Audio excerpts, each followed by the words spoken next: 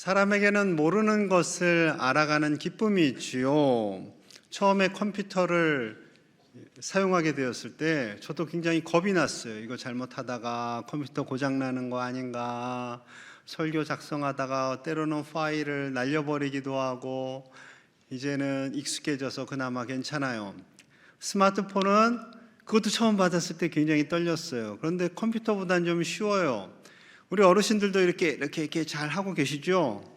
예, 저희 어머니께서는 얼마 전에 자랑하시더라고요. 카카오티로 내가 이제는 택시를 탄다.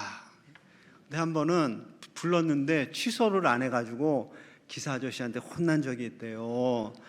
카카오 택시를 부르면 안 타게 되었을 때는 취소를 하셔야 돼요. 여러분, 우리는 그런 제품들을 또 사용하면서 한 단계 또 지혜도 넓어지고 우리의 영역도 넓어지게 되죠.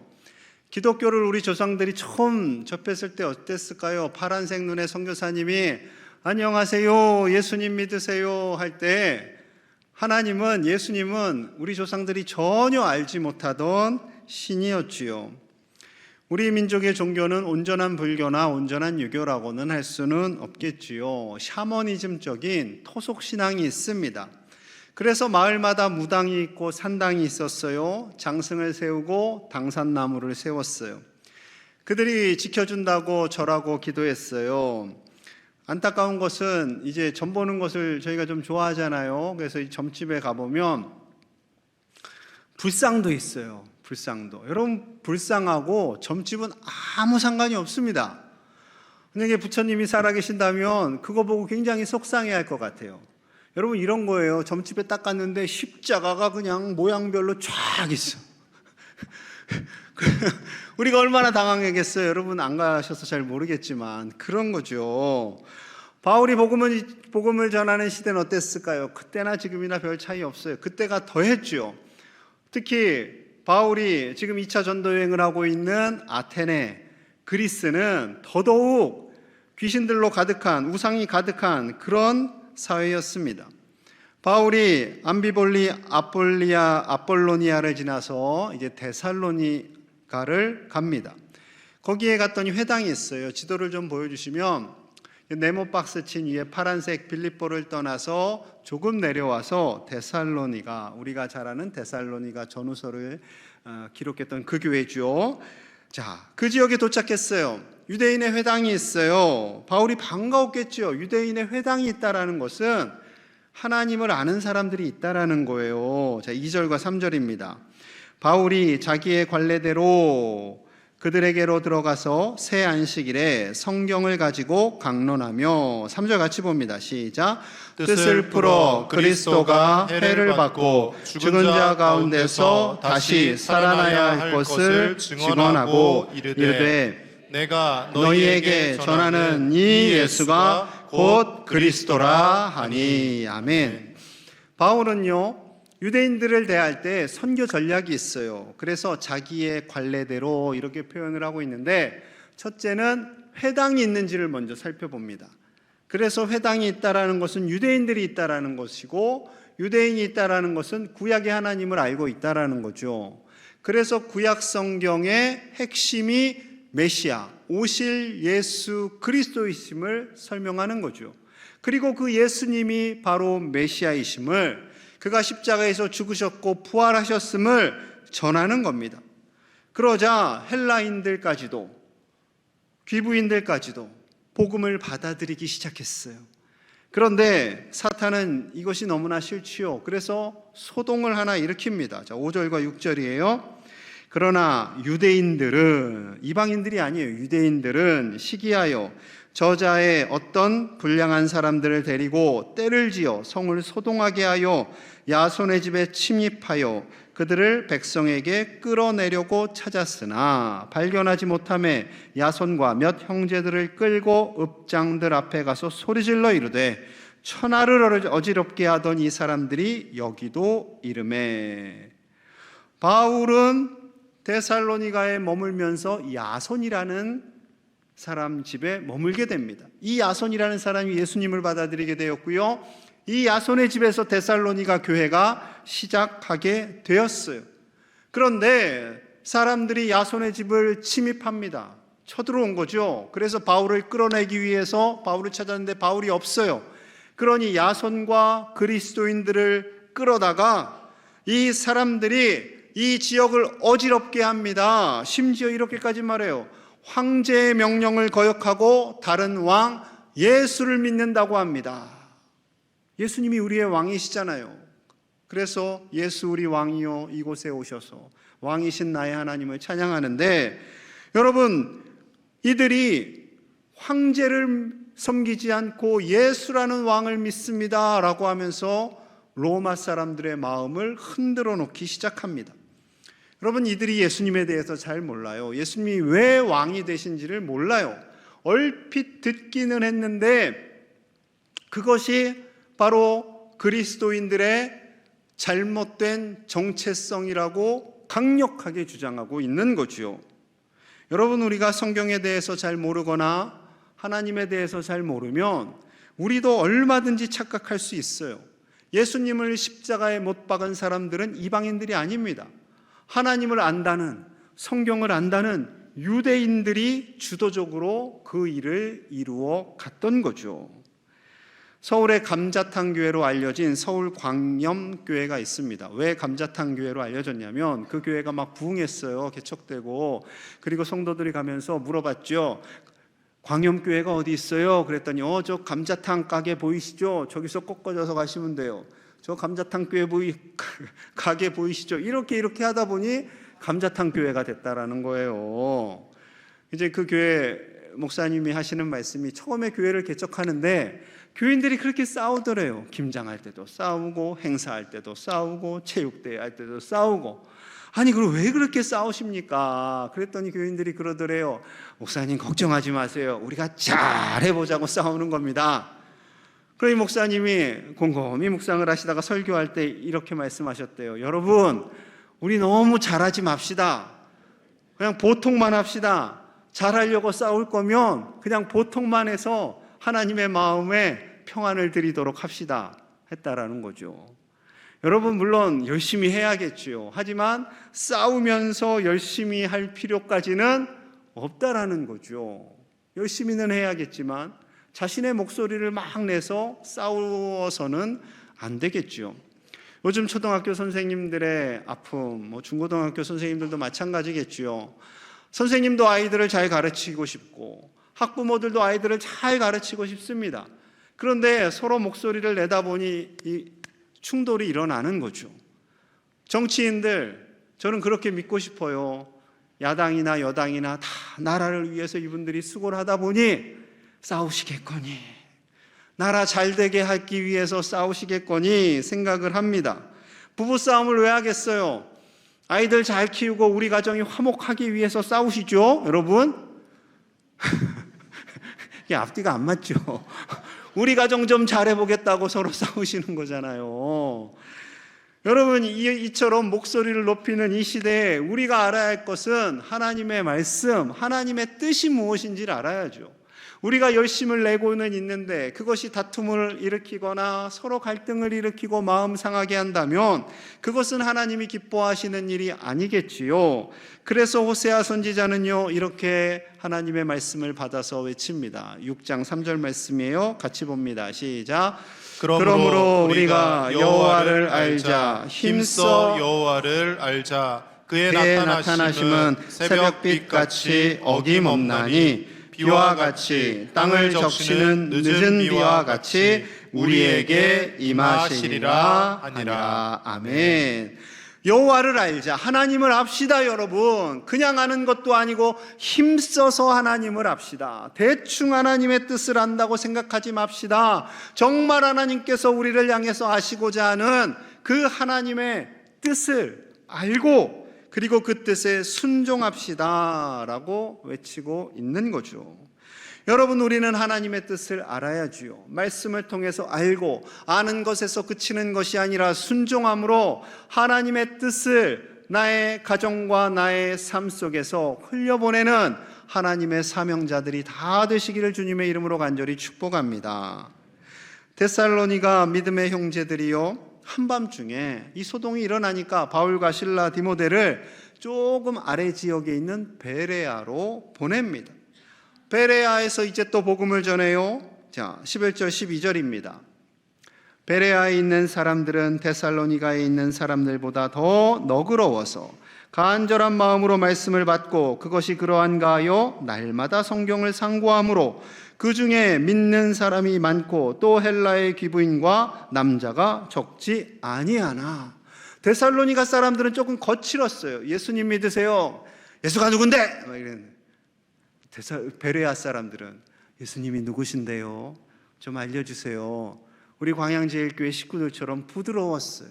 그러니 바울이 감동을 받았어요. 열심히 복음을 전했어요. 믿는 사람들이 일어나고 귀부인들도 심지어 남자까지 예수님을 믿었어요. 여러분, 왜 남자가 적지 아니하니 이렇게 기록했을까요?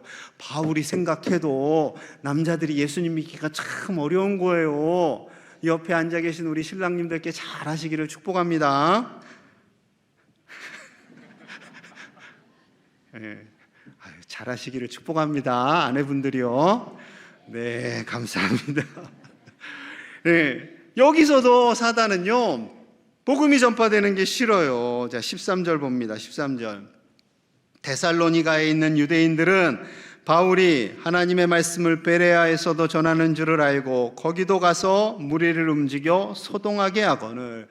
이 데살로니가 사람들 독한 사람들이에요. 바울이 지금 베레아에 있잖아요. 베레아에서 복음을 전한다는 소식을 듣고 게다가 많은 사람들이 예수님을 믿는다는 소식을 듣고 이 사람들이 쫓아내려와서 바울을 죽이려고 소동을 벌입니다.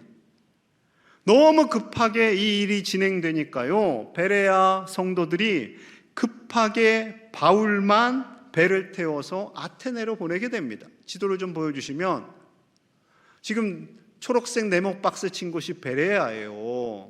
데살로니가에서 급하게 왔죠. 그런데 여기서는 더 크게 소동이 일어나니까 실라와 디모데도 함께 가지 못했어요.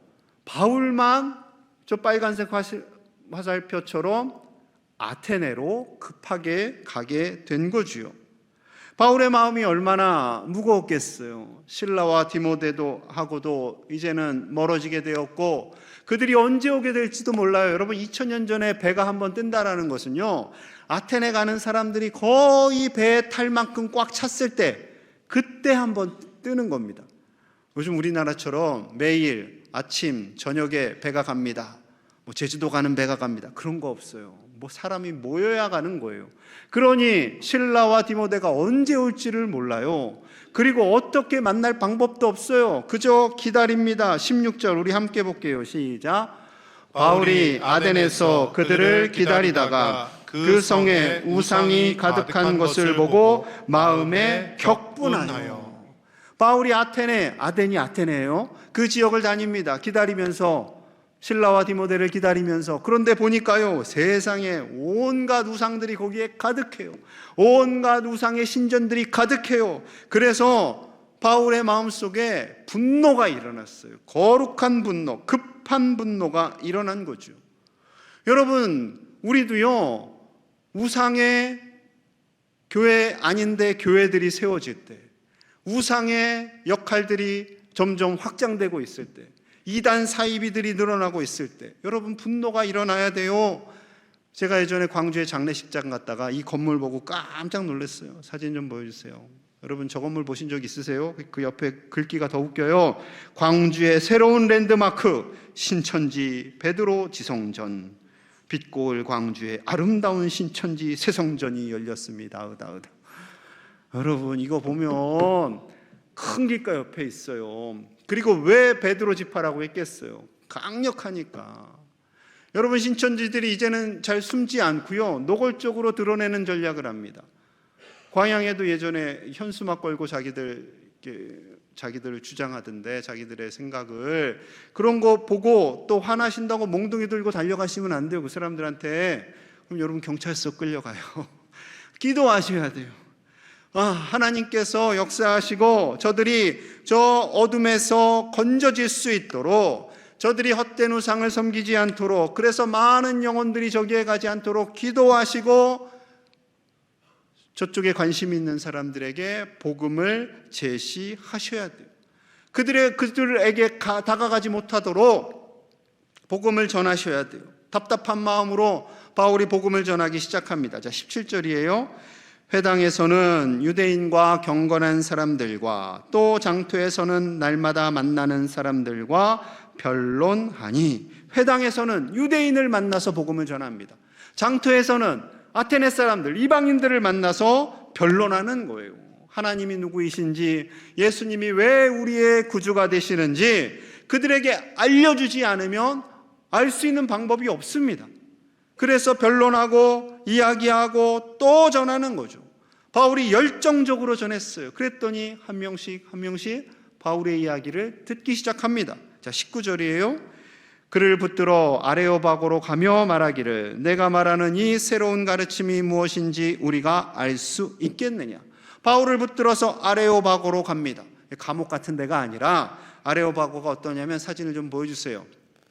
저 아레오바고 언덕인데요, 아레스의 언덕이라는 뜻인데 약 100m 정도 되는 높이의 언덕입니다. 저기에서 대법원이 열렸어요. 그리고 대법원이 열리지 않는 날은 이제 연설이나 강의를 하고 수많은 사람들이 그 강의를 들었다고 합니다. 이제 수많은 사람들이 들을 수 있는 강연장에서 바울 보고 당신 하고 싶은 이야기 좀 하라고 그렇게 된 거예요. 바울이 얼마나 신났겠습니까? 자, 20절 21절입니다. 내가 어떤 이상한 것을 우리 귀에 들려주니 그 무슨 뜻인지 알고자 하노라 하니, 모든 아덴 사람과 거기서 나그네 된 외국인들이 가장 새로운 것을 말하고 듣는 것 이외에는 달리 시간을 쓰지 않음이더라. 이 아테네 사람들은요, 새로운 소식을 좋아했던 거예요. 새로운 종교가 떴대.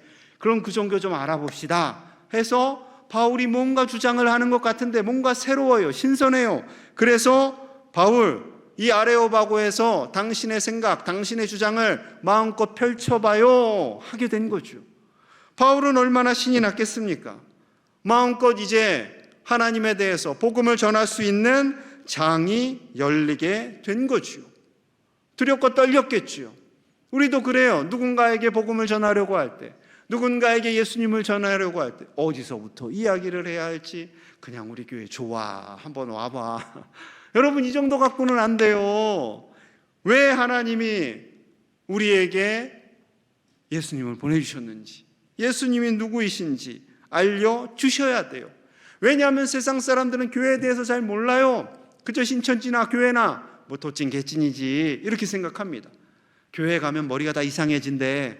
머리가 다 이상해져서 헌금으로 자기 재산을 다 바친대. 그리고 그 재산 목사님이 다 가져간대. 저 안 가져가요, 여러분. 저 예산이 어떻게 쓰이는지도 몰라요. 여러분, 그래서요, 우리가 복음을 바로 알고 전해야 되는데 잘 모르잖아요. 그런데 성령님께서 도와주시겠다라고 말씀하세요. 예수님께서 이렇게 말씀하셨어요. 마가복음 12장 11절과 12절입니다.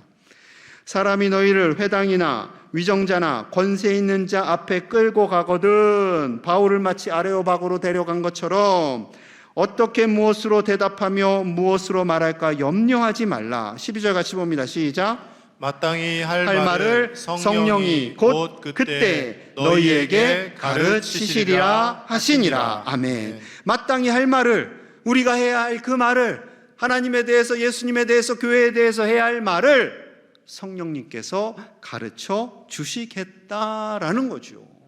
바울도 그 성령님에 의해서 담대하게 복음을 전한 것처럼 저와 여러분들에게도 그 능력을 성령님께서 주신다니까요. 우리가 우리의 생각대로 말하는 것이 아니라 성령님께서 우리 가운데 임하셔서 하나님이 누구이신지, 예수님이 왜 우리의 구원자가 되시는지 깨닫게 하여 주시고 전하게 하시는 줄로 믿습니다. 담대하게 성령님의 능력으로 예수님을 자랑하실 수 있는 저와 여러분들 되시기를 간절히 축복합니다. 드디어 바울이 아레오바고 광장에 섰어요. 이제 복음을 전합니다. 22절 23절이에요. 바울이 아레오바고 가운데 서서 말하되 아덴 사람들아 너희를 보니 범사의 종교심이 많도다. 내가 두루 다니며 너희가 위하는 것들을 보다가 알지 못하는 신에게 라고 새긴 단도 보았으니 그런즉 너희가 알지 못하고 위하는 그것을 내가 너희에게 알게 하리라. 바울이 다녀보니까 우상이 너무나 많아요. 많아도 너무 많아요. 보다 보니 세상에 알지 못하는 신에게라는 제단도 있어요. 어이구 한심한 사람들, 이렇게만 생각한 것이 아니라 성령님께서 그것을 오히려 반전의 기회로 삼게 하시는 거예요. 여러분들이 알지 못하는 신에게라는 제단을 만들었지요. 그 알지 못하는 신을 제가 압니다. 그분이 참 신입니다. 그분을 제가 소개하겠습니다 라는 거죠. 이것은 성령님 주신 지혜지요. 그러니 그들이 얼마나 귀가 솔깃했겠어요. 아, 우리가 알지 못하는 신이 정말 있었네 하면서 듣게 되는 거죠. 하나님이 어떤 분이신지 설명합니다. 24절 25절. 우주와 그 가운데 있는 만물을 지으신 하나님께서는 천지의 주제시니 손으로 지은 전에 계시지 아니하시고, 하나님은 너무 크시기 때문에, 천지 만물을 지으시기 때문에 우리 교회 안에만 갇혀 계시는 것이 아니라 온 우주에 계시다라는 거죠. 25절 같이 봅니다. 시작. 또 무엇이 부족한 것처럼 사람의 손으로 섬김을 받으시는 것이 아니니 이는 만민에게 생명과 호흡과 만물을 친히 주시는 이심이라. 아멘. 하나님은 부족함이 없어요. 모든 것이 다 하나님 것이에요. 그래서 우리에게 생명도 주고 싶어 하시고 만물을 다 주고 싶어 하세요. 온 우주 만물을 지으시고 우리에게 선물로 주셨어요. 여러분, 우상신들은요, 그들에게 잘 보여야 뭔가를 주는 거예요. 구슬하는 것도 똑같아요. 그 신에게 잘 보여서 그 신의 노여움을 풀어서 이렇게 아픈 것에서부터 낫게 해주세요 하는 것이 굿이에요. 여러분, 그러나 우리 하나님은 모든 것을 우리에게 주시는 아버지 하나님이신 줄로 믿습니다. 우리의 아버지 어머니보다도 더 우리를 사랑하시고 우리에게 아낌없이 주시는 그 하나님 아버지를 경험하시는 저와 여러분들 되시기를 축복합니다. 우리를 너무도 사랑하시는 그 하나님께서요, 예수님을 보내주시잖아요. 교회를 세워주시잖아요. 함께 믿음 생활하게 하시잖아요. 이것이 얼마나 감사한지 우리 아셔야 돼요. 초기 한국교회의 역사 속에 이수정이라는 분이 계세요. 저분이신데요, 1842년, 무려 한 200년 전이죠. 거의 전라남도 곡성에서 이병균님의 아들로 태어납니다.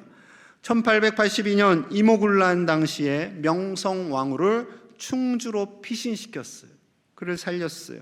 그래서 왕실에서 신임을 얻게 되었고 도승지라는 벼슬도 얻게 됩니다.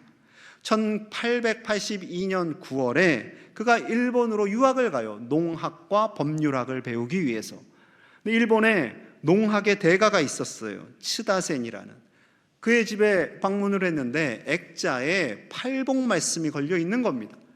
한자로. 이제 그것이 너무나 신기해서 이 말씀이 무엇인가 물어보고, 그가 츠다센이라는 분이 성경책을 하나 줬어요. 한문 성경책. 또 우리 한문을 잘 알잖아요.